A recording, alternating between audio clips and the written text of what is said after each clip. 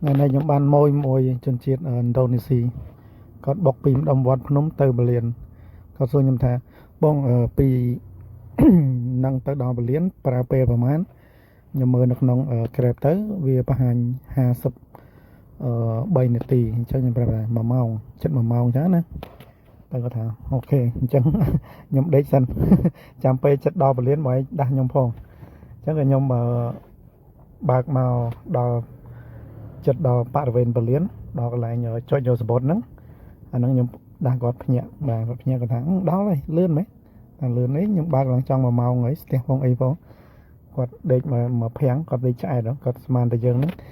បើកលឿនគាត់ថាលឿនមែនដល់ហើយមានដល់ណាបើកឡើងចិត្ត1ម៉ោង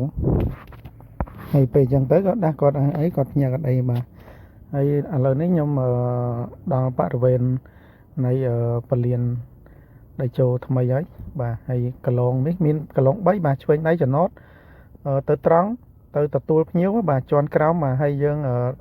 ដាក់ភ្ញៀវខ្ញុំមកកន្លងស្ដាំបាទកន្លងស្ដាំមកកន្លែងចុចយកសបុត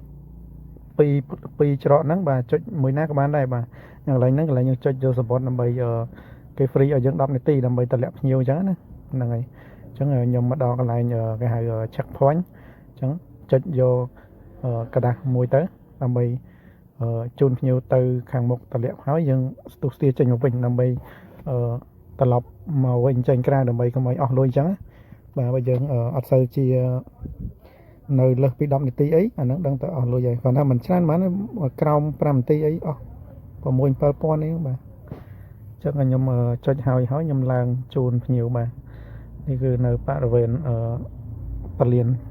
ចាំមើលហ្នឹងឯហ្នឹងមានមនុស្សច្រើនអត់មានឡានច្រើនអត់បាទស្មើដល់ឥឡូវម៉ោង1បាទម៉ោង1 3នាទីអត់សូវមានទេបាទមានមួយអត់សូវច្រើនគាត់ថាម៉ោងថ្ងៃច្រើនជួនកាលគេមកមុនអញ្ចឹងជួនកាលគេមកក្រោយអញ្ចឹងបាទឥឡូវនេះខ្ញុំមកដល់ខ្ញុំចាប់ដើមតម្លាក់គាត់ហើយជួយតម្លាក់វ៉ាលីគាត់ចុះក្រោមដើម្បី